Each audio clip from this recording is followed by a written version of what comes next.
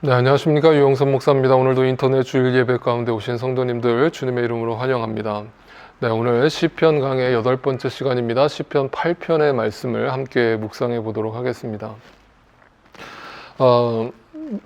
모든 목사님들이 다 비슷하겠지만 저도 설교를 준비할 때 늘 그 초신자분들이나 불신자분들을 고려하고 그분들을 생각하면서 말씀을 늘 준비합니다. 왜냐하면 모든 하나님의 말씀은 복음을 선포해야 하는 것이고 그 복음 속에는 그 믿지 않는 자들에 대한 하나님의 초청이 담겨 있어야 하기 때문입니다.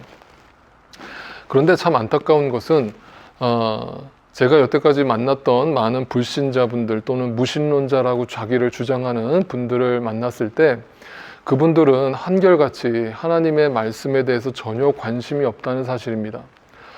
쉽게 말하면 이거죠. 성경을 단 한 번도 읽어보지도 않고 성경을 연구해보지도 않고 하나님은 없다, 또 성경은 가짜다, 기독교는 가짜다 라고 이야기를 한다면, 신은 없다라고 이야기를 한다면 그 논리를 어떻게 받아들여야 할까요?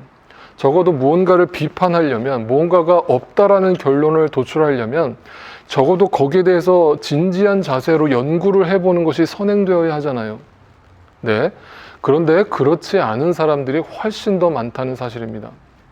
그리고 지금까지 제가 봤을 때 물론 다 성경을 안다고 해서 하나님을 믿어지는 것은 분명 아닙니다. 하나님이 그 믿음을 주셔야만 가능한 일이지만 근본적으로 그거에 대해서 알려고 하지도 않는 사람들을 볼 때 참 안타까운 마음이 듭니다. 그 이유가 뭘까를 생각해 보면 근본적으로 성경은 그것을 무지함이라고 이야기합니다. 여러분, 무지함이라는 것은 무식하다는 말과 다릅니다. 성경에서 말하는 무지함은 여러분이 뭔가 공부하지 않았기 때문에, 여러분이 열심히 노력하지 않았기 때문에 알지 못하는 겁니다 라고 얘기하는 게 아니라 근본적으로 여러분은 영적으로 눈이 감겨져 있고 영적으로 소경이라고 이야기하는 것이죠. 그래서 그들은 나름대로 이 무지함을 감추기 위해서 자신만의 논리를 펴가지고 그 무지함을 극복하려고 애써왔는데 인간의 역사 속에서 그것이 대표적으로 과학이었습니다. 여러분, 과학이라는 것이 절대 부정적인 것이 아니고 어떤 또 극단적인 신앙생활을 하시는 분들은 과학 자체가 다 죄악이고 어떤 인간 인본주의적인 사고방식이라고 이야기하시는 분들이 있는데 그거는 극단적인 사고방식이고 잘못된 논리입니다. 과학은 분명 하나님께서 우리 인간에게 주신 축복의 도구고 그걸 잘 활용한다면 우리가 이 땅의 삶에서 분명히 하나님의 목적에 맞게 사용할 수 있는 도구가 될 겁니다. 그런데 중요한 거는 그 과학을 신봉한 나머지 과학을 통해서 신이 없다라고 주장하는 사람들이 있다는 것이죠. 그런데 어떤 과학자도 근본적으로 신의 존재를 증명하느냐라는 문제에 접근하지 않고 그들은 거기에 관심도 없을 뿐더러 또 증명할 수 없다라는 것도 그들이 너무나 잘 알고 있다는 사실입니다. 여러분, 과학으로는 신의 존재를 증명할 길이 없습니다. 왜냐하면 어떤 인간도 저 우주 끝까지 가본 적이 없고 이 지구가 처음에 만들어질 때 이 땅에 존재했었던 사람은 아무도 없기 때문에 그걸 목격한 사람이 없기 때문에 과학의 논리로는 절대로 그 우주의 신비를 풀 길이 없다는 사실이죠. 쉽게 말해서 닭이 먼저냐 달걀이 먼저냐의 이 단순한 논리도 지금까지도 어떤 과학자도 풀지 못하는 명제 중에 하나인 것이죠. 그래서 그들은 또 인간의 머릿속으로 철학으로 그걸 풀어내려고 합니다. 그래서 인간의 머릿속에서 선과 악을 규정하고 윤리와 도덕을 만들어내고 그 철학으로 또 신이 없다라고 이야기합니다. 그래서 그 단지 신의 존재는 인간의 머릿속의 상상으로 존재하는 것일 뿐이지 그 철학 속에 있는 것이지 실질적으로 신은 존재하지 않는다라고 주장하는 것이죠. 역시 그것도 자신의 경험이 아니라 자신의 생각에서 나온 논리라는 것을 우리는 금방 알 수 있습니다. 그래서 나름대로 그들은 논리를 펴니다. 나름대로 그 명제를 가지고 논리적으로 설명하는 것처럼 보이지만 그 논리는 항상 끝에 가서 답이 안 납니다. 그러니까 철학자들이 토론하는 걸 가만 들어보면요, 결국 답이 없는 얘기를 하는 거예요. 결국 허무하다는 거예요. 그러니까 그들의 논리는 지극히 빈약합니다. 근데 근본적으로 인생은 허무하고 인생은 왜 죽음 이후에 어떤 순간이 있는지, 인생은 어떻게 태어나게 되는 것인지, 태어나기 전에는 어떤 세상이 있었는지 이거를 풀 길이 없거든요. 논리적으로 설명한다는 건 애시당초 불가능합니다. 그러니까 그들은 그냥 눈에 보이는 상식에 기대서 살아갑니다. 그냥 눈에 보이는 세상이 전부니까 눈에 보이는 기준과 가치를 가지고 살아가는 겁니다. 그러니까 상식에서 벗어나면 기적이라는 것 자체를 믿지 않을 뿐더러 당연히 그들은 성경을 믿을 수가 없는 것이죠. 왜? 상식에서 어긋나는 삶이 등장하니까 도저히 믿을 수가 없는 겁니다. 늘 그들은 상식에 머물러 있습니다. 그런데 제가 가만 보면 크리스찬들 중에도 이 상식으로 믿는 사람들이 있어요. 네. 엄연히 따지면 믿는 게 아니죠. 그냥 믿는 척하는 거예요. 상식으로, 상식 밖에 기적이 일어난다는 것 자체를, 하나님의 역사가 있다는 사실을 온전히 믿지 않는 자들이 있다는 것은 너무 슬픈 현실입니다. 그러니까 그 상식으로 도저히 논리가 해결이 안 되니까 결국 그들이 만들어낸 것은 문명입니다. 여러분, 그 문명을 통해서 그들이 요구하는 게 뭡니까? 그냥 더 좋은 세상을 만들기 위해서 애를 쓰는 겁니다. 그냥 자기의 상식의 범주 안에서 자신의 인간의 욕망을 부추기고 인간의 욕망을 극대화하는 그 문명 세계를 자랑하고 그것을 더 발전시키려 애써 왔습니다. 역시 그것 자체가 나쁘다라고 얘기할 수는 없겠지만, 분명 이익을 가져다 준 것도 있겠지만, 근본적으로 곰곰이 생각해 보면 100년 전보다 우리가 지금 더 행복하다라고 말할 수 있는가? 100년 전보다 모든 의술이 더 발달했고 모든 과학 문명이 더 발달했고 우리는 윤리적으로 더 그 기준이 높아졌는데도 불구하고 왜 우리는 지금 100년 전보다 더 행복하지 못한가? 오히려 더 그 전보다 불행하다라고밖에 얘기할 수밖에 없는가? 오히려 그 문명 세상이라는 것은 하나님이 창조하신 이 세계를 망가뜨리고 파괴하는 일에 일조하고 있다는 사실을 우리는 금방 깨닫게 됩니다. 그러니까 그들이 내린 이 무지함의 결론은 결국 뭡니까? 네, 우연이라는 겁니다. 결국 우연히 만들어진 거야. 우연히 태어난 거고 우리는 우연히 살다가 우연히 죽게 되는 거야. 전부 다 우연이야. 우연의 일치일 뿐이야. 지구가 만들어진 거 우연이야. 이 광활한 우주가 만들어진 거 다 우연이야. 네, 인간이 진화가 돼서 이렇게 살아가는 모든 삶이 다 우연이라고 치부해버리면서 그들은 그 무지함을 덮어버리려고 애를 쓰고 있는 것이죠.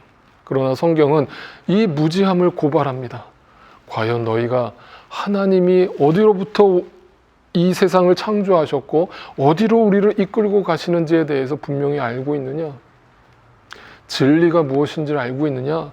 라고 물었을 때 인간은 모른다라는 것이죠. 그래서 인간이 근본적으로 공허하고 우리가 허무한 이유는 우리가 어디로부터 와서 어디로 가는지를 모르기 때문인데 그것이 인간의 공허함과 허무함으로 드러나는데 그것은 근본적으로 무지함이라는 거예요. 그래서 요한복음에서 예수님이 이렇게 말씀을 하셨어요. 나는 내가 어디에서 와서 어디로 가는지를 알고 있기 때문인데 그러나 너희는 내가 어디에서 왔는지도 모르고 어디로 가는지도 모른다라고 이야기를 합니다. 예수님은 어디로부터 와서 어디로 가는지를 알고 계신다고 그랬고 너희도 이거를 알게 되기를 바란다. 그 무지함이 깨지기를 바란다라고 이야기하는데 근본적으로 인간이 무지한 것은 그걸 모른다는 거예요. 그 이유가 뭐냐? 지식이 부족해서 그런가? 과학이 아직도 덜 발달해서 그런가? 그것이 아니라 마태복음에서 너희는 보아도 보지 못하고 들어도 듣지 못하고 깨닫지 못한다. 이 백성의 마음이 무뎌지고 귀가 막히고 눈이 감겨 있기 때문이다. 소경이기 때문이다. 영적으로 너희는 블라인드맨이기 때문이다. 그런데 오늘날 이 시대의 가장 큰 문제는 뭐냐면 백성들만 무지하고 백성들만 소경이 아니라 영적 지도자라고 하는 사람들마저도 다 그 무지함 속에 있다는 거예요. 그래서 소경이 소경을 인도하는 일들이 이 땅에서 수도 없이 벌어지고 있고 거짓 선지자들이 난무하고 있고 그런데 성경은 그것을 경고하고 있고 그것을 분별하라고 얘기하고 있다는 사실이에요. 그래서 여러분, 저는 분명히 여러분께 여러분이 제 설교만 들으라고 저는 주장한 적 없고 여러분이 제 설교만 들을 거라고 저는 생각도 안 해요. 그런데 여러분한테 정말 부탁드리고 싶은 게 있어요.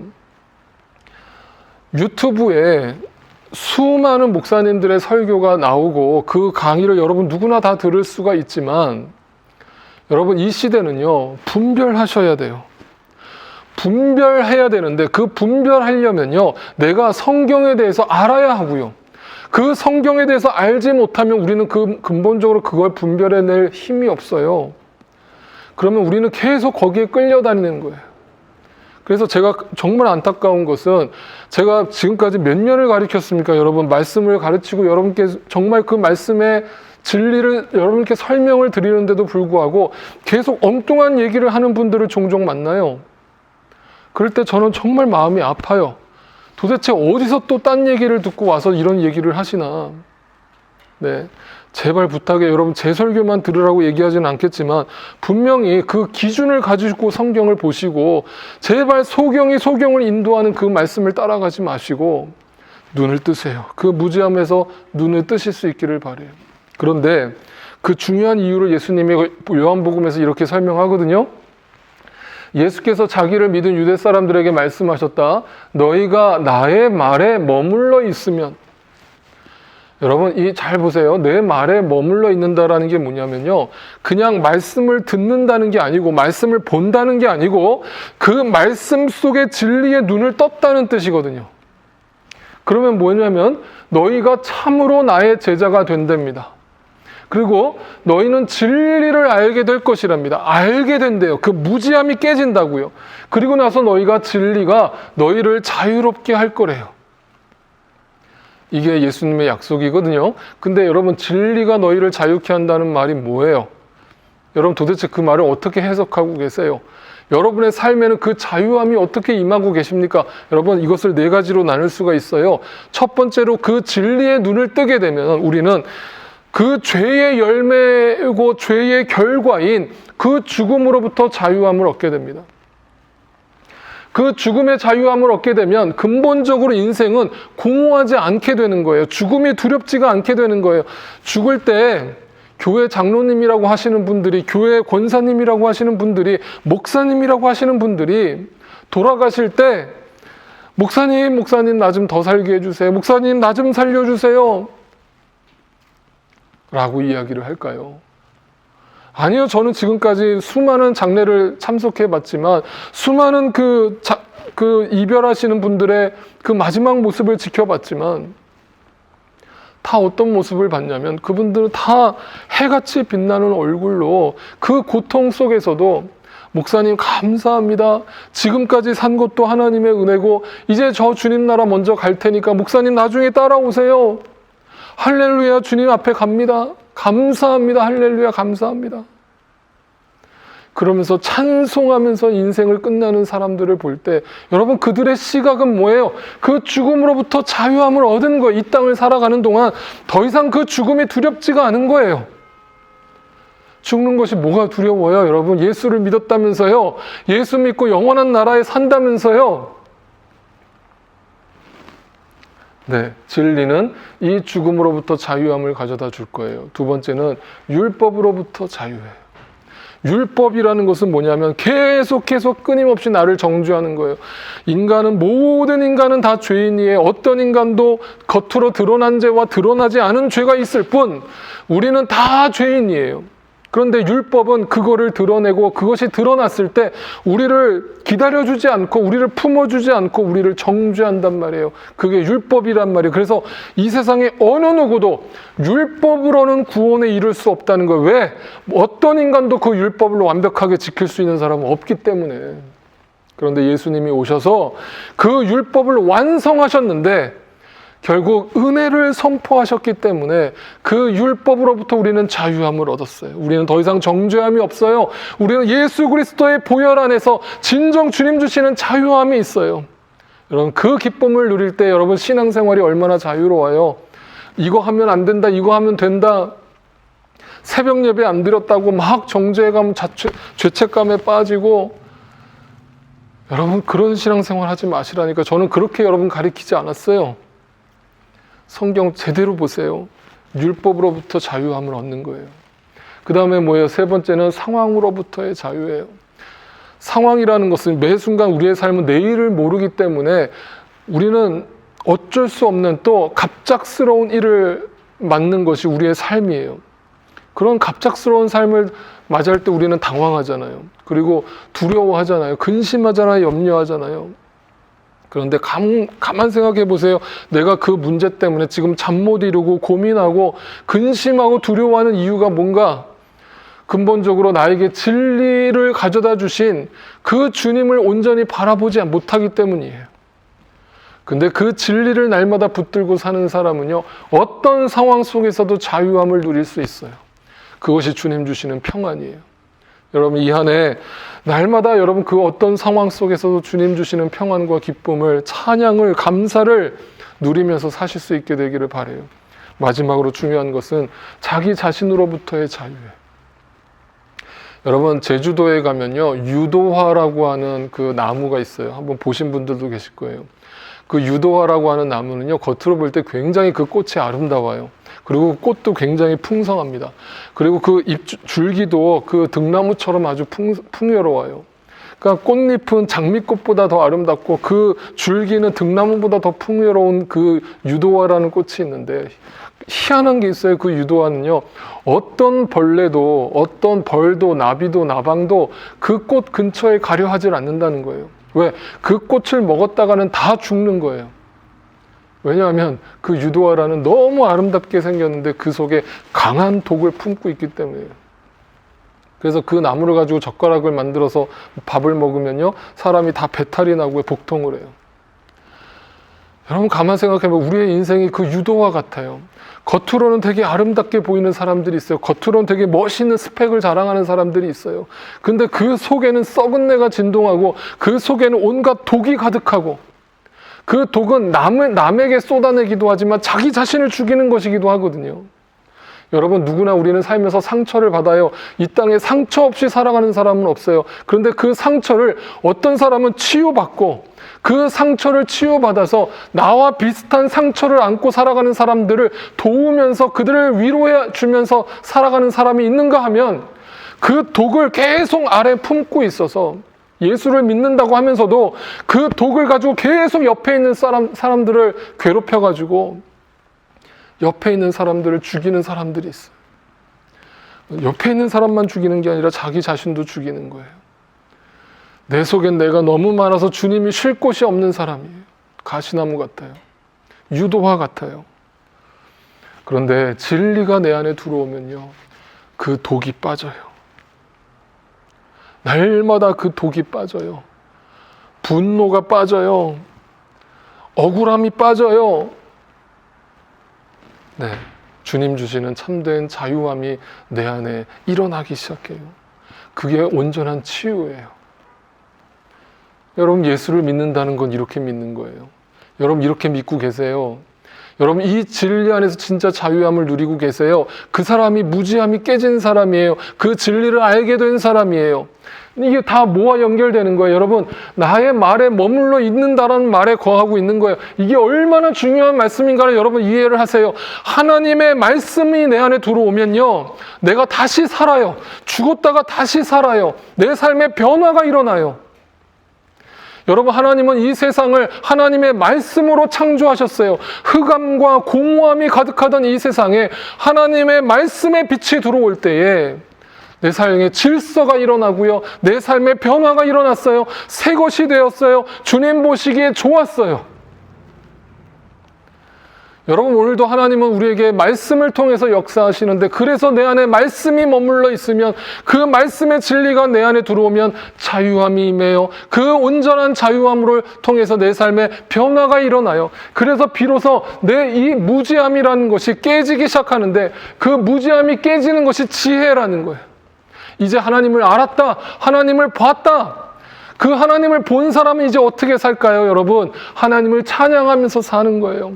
그래서 여러분, 오늘 시편 8편은 그 하나님에 대한 무지함이 깨진 사람이, 하나님에 대한 지혜가 생긴 사람이 하나님을 다시 보고 눈을 뜨고 그 하나님을 찬양하는 내용으로 가득 차 있어요. 이 괴롭고 수고와 슬픔뿐인 세상으로, 억울한 세상으로 이 세상을 바라보는 것이 아니라 이 세상이 얼마나 아름다운지, 하나님이 얼마나 그 위엄과 그 이름이 아름다운지를 찬양하는 거예요. 여러분 시편 1편을 보세요. 8편 1절을 보세요. 주 우리 하나님 주님의 이름이 온 땅에 어찌 그리 위엄이 넘치는지요. 저 하늘 높이까지 주님의 위엄이 가득합니다. 여러분, 이 세상을 바라보면서 이 고백이 나오지 않는다면 여러분 아직 거듭난 크리스찬이 아니에요. 밖을 나가보세요. 여러분 이 세상을 돌아보세요. 과연 이 세상이 어둡기만 한가요? 인간이 만들어 놓은 세상은 어둡지만 하나님이 창조하신 세상을 바라보면 저절로 치유가 돼요. 힐링이 돼요. 여러분 우리가 왜 공원 걷는 걸 좋아하겠어요? 저 산속을 걸어가다 보면 인간은 본래 자연과 하나로 만들어졌기 때문에 그 자연 속에서 하나님의 숨결을 느낀단 말이에요. 그래서 그 자연 속에서 아무것도 안 했는데 그냥 숲속을 걷기만 했는데 우리는 그냥 힐링이 돼요. 그게 하나님의 창조 목적이에요. 근데 저 맨하탄 저 도시 한복판을 브로드웨이를 걸어보세요. 거기서 힐링이 되는가? 저는 그래서 맨하탄 가는 거 별로 안 좋아해요. 거기만 갔다 오면 저는 머리가 아파요. 인간이 만들어 놓은 것과 하나님이 만든 것을 비교해 보세요. 그리고 그 하나님이 만든 세상을 찬양하는 그 지혜의 눈을 떠보세요. 그래서 오늘 8장 3절은 이렇게 또 얘기합니다. 주님께서 손수 만드신 저 큰 하늘과 주님께서 칠이 달아놓으신 저 달과 별들을 내가 봅니다. 여러분 성경에서 내가 본다라는 것은 When I look at your heaven, 그걸 본다는 것은 그냥 육적인 눈으로 본다는 게 아니에요. 예수님께서 공중의 새를 보라, 저 들에 핀 백합화를 보라. 이것은 누가 그걸 못 봤나요? 그걸 본 사람, 한 번도 못 보고 살아가는 사람이 누가 있나요? 그 말은 생각해 보라는 것이거든요. 생각해 보라는 것은 영적인 눈을 뜨라는 얘기거든요. 그런데 이 시편 기자는 내가 그걸 봅니다라고 고백하고 있어요. 그 지혜의 눈을 떴어요. 그리고 나서 그 주님을 찬양하는데 그것이 지혜예요. 그래서 성경이 말하는 지혜는 두 가지의 의미를 담고 있는데 첫 번째는 일반 계시라고 해요. 일반 계시는 온 우주 만물을 생각해 보는 거예요. 이 자연 만물을 생각해 볼 때 그 속에서 하나님의 숨결이 느껴지는 거예요. 그래서 어떤 사람도 성경을 읽어보지도 않은 사람도 이 우주 만물이 어떻게 돌아가고 있는 것만 생각해 봐도 하나님을 알 수 있다라고 얘기하고 있어요. 그리고 특별 계시가 있어요. 복음을 통해서, 예수 그리스도를 통해서, 말씀을 통해서 하나님은 분명히 자기 자신을 계시하고 계세요. 아주 명명백백히 자기 자신을 투명하게 다 드러내고 계세요. 예수 그리스도를 통해서 그 말씀이 육신에 대해서 이 땅에 우리에게 보여주시면서 그 삶을 드러내셨어요. 계시하셨어요. 그런데도 못 믿겠다는 거예요. 안 믿겠다는 거예요. 무지한 거예요. 그런데 여러분 그 지혜를 알게 되면 보게 돼요. 다시 보여요. 이 세상이 다시 보인다고요. 다시 태어나는 거예요. 그러면서 뭐라고 얘기를 하는가? 사람이 무엇이기에 고백을 합니다. 사람이 대단한 존재인 줄 알았고 내가 대단한 존재인 줄 알았는데 내가 뭐라고? 라는 고백이 저절로 나옵니다. 이 우주 만물 앞에서 그 하나님의 숨결이 느껴지고 하나님의 창조의 목적이 느껴지는 순간에 내가 뭐라고 그렇게 독을 품고 살았나? 내까짓게 뭐라고 그렇게 자존심 내세우면서 살았나? 내까짓게 뭐라고 그렇게 남한테 지지 않으려고 이기심을 드러내면서 살았나? 사람이 무엇입니까? 여러분 창세기에서 이렇게 얘기합니다. 셋도 아들을 낳고 아이의 이름을 에노스라고 하였는데 여러분 셋이 누굽니까? 네. 아담과 하와에게 가인과 아벨이 있었잖아요. 근데 가인이 아벨을 죽이고 나서 다시 낳은 자식이 셋이에요. 근데 그 셋이 아들을 낳았는데 그 이름을 에노스라고 짓습니다. 여러분 이 에노스라고 하는 이름의 뜻이 무슨 뜻이냐면 히브리어로 보니까 죽을 수밖에 없는 존재라는 뜻이군요. 여러분 세상 어떤 부모가 자기 자식 이름을 지으면서 죽을 수밖에 없는 존재라고 이름을 짓는 부모가 어디에 있을까요? 이것은 단지 저주로서 이름을 지은 것이 아니라 깊이 깨달은 것이거든요. 눈을 뜬 것이거든요. 인간이 무엇이기에, 사람이 무엇이기에, 인간은 결국 에노스구나, 죽을 수밖에 없는 존재구나라는 걸 깨닫고 나니까 그 다음에 뭐예요? 사람들이 주님의 이름을 불러 예배하기 시작하는 거예요. 사람이 무엇이기에를 깨닫는 사람만, 철저하게 내가 무지한 사람이구나를 깨닫는 사람만 그 지혜의 눈을 뜨고 주님을 찬양하고 예배하는 삶을 살게 되는 것이에요. 여러분, 다시 한번 주님의 이름으로 축복합니다. 여러분, 이 설교를 듣고 계신 우리 함께하는 교회 모든 성도 여러분, 정말 주님의 이름으로 권면하고 축복합니다. 여러분, 그 눈이 떠지기를 바라고 온전히 그 주님이 보게 되어지기를 바라고, 그리고 그 주님을 온전히 찬양하고 고백하게 되는 여러분의 삶이 되기를 진심으로 기도합니다. 그럴 때 오늘 시편 말씀을 다시 보세요. 주님께서 이렇게까지 생각하여 주시는지 내가 모르겠습니다. 어떻게 내까지 거, 내가 에노스라고 하는 존재, 죽을 수밖에 없는 존재, 이런 정말 아무것도 아닌 먼지와 같은 나의 삶을 주님께서 어떻게 이렇게까지 생각하여 주시는지를 눈을 뜬 거예요. 그 전에는 삶이 괴롭고 불공평하고 억울하고 화가 나고 욕망에 사로잡혀서 살았던 내가 그 주님을 알게 되자, 그 무지함이 깨지고 나자, 사람이 무엇이기에 하나님께서 이렇게 나를 생각하십니까? 어떻게 하나님 나를 이렇게 돌보십니까? 이게 보이기 시작하는데, 그 하나님이 어떻게 나를 사랑하시는지를 보게 되는데, 하나님이 세상을 이처럼 사랑하사가 보이기 시작하는데, 그 크신 하나님의 사랑이 보이기 시작하는데, 하루하루가 주님의 사랑의 그 고백 속에서 감격하지 않고는 살아갈 수 없는 우리의 삶이 되는 것이죠. 그래서 저는 이거를 다른 말로 이렇게 표현해. 오늘 설교 제목이 이거예요. 그래서 그런 거군요. 그랬군요. 하나님, 다 이게 나 때문에 만들어진 것이군요. 그전에는 몰랐어요. 그냥 다 우연히 만들어진 줄 알았어요. 그냥 내 상식선에서 그냥 생각했어요. 그런데 곰곰이 생각해 보니까, 공중에 나는 새를 보니까, 저 들에 핀 백합화를 생각해 보니까, 밤하늘의 별을 바라보니까 주의 이름이 어찌 그리 아름다운지요. 예수 그리스도의 이름을 나에게 새겨주신 것이 얼마나 감격스러운지요. 네. 여러분, 여러분의 무지함이 깨지고 이 찬양과 이 고백을 여러분 주님 앞에 날마다 고백하면서 살아가시게 되는 저와 여러분의 삶이 되시기를 주님의 이름으로 축복합니다. 마지막으로 오늘은 우리가 함께 부르는 찬양 대신에 제가 좋아하는 노래를 좀 영상으로 편집해서 여러분께 소개를 해드릴까 해요.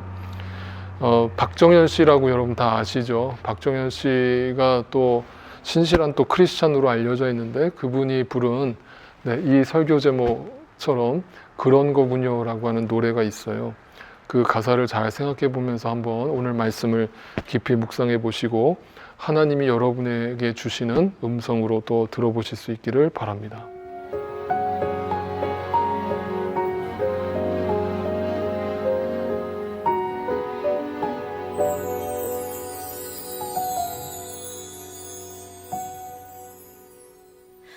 그런 가군요, 그랬던 가군요. 찬란한 이 아침 햇살도 그런 가군요, 날 위한 가군요.